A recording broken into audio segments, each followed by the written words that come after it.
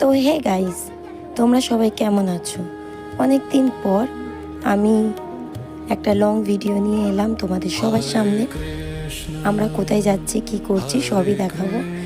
সময়ের জন্য, এডিটিংয়ের জন্য আমি এই ভিডিওটা পোস্ট করতে পারিনি। এই ভিডিওটা ছিল দোল পূর্ণিমার আগের দিনকে। তো আমার জায়ের বাপের বাড়িতে নারায়ণ পুজো ছিল, আমাদের সবাইকে যেতে বলেছিল। তো আমাদের ঠিক ছিল না, ভেবেছিলাম যাব না। তো এত করে ওনারা সবাই বলল, তো আমরা বেরিয়ে পড়লাম।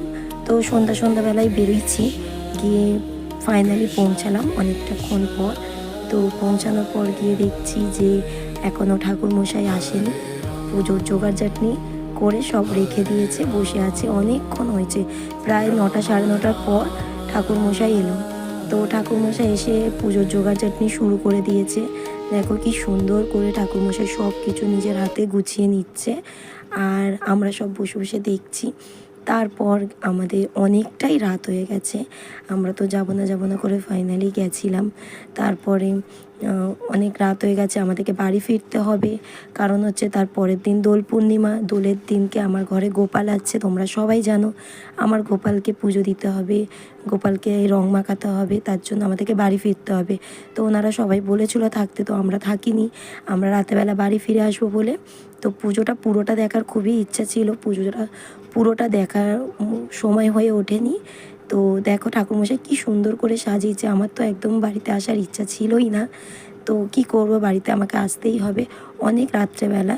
তো ঠাকুরমশাই পুজোর জোগাড় জাটনি করছে, পুজো শুরুও করেনি। তো আমরা খেতে বসে গেছিলাম। খাবার মেনুতে কি ছিল দেখে নাও।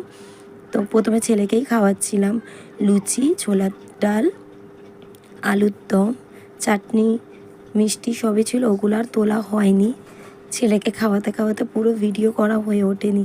তারপর খাওয়া দাওয়া আমরাও সব খেয়ে দিয়ে ফাইনালি বেরিয়ে পড়লাম। দেখো রাস্তাটা কত কুটকুটে অন্ধকার রাস্তা দিয়ে আমরা এসছি। তো তোমাদের সবার দোল পূর্ণিমা কেমন কাটলো, আর আমার ভিডিওটা তোমাদের সবার কেমন লেগেছে কমেন্টে জানাতে ভুলবে না। চলো টাটা।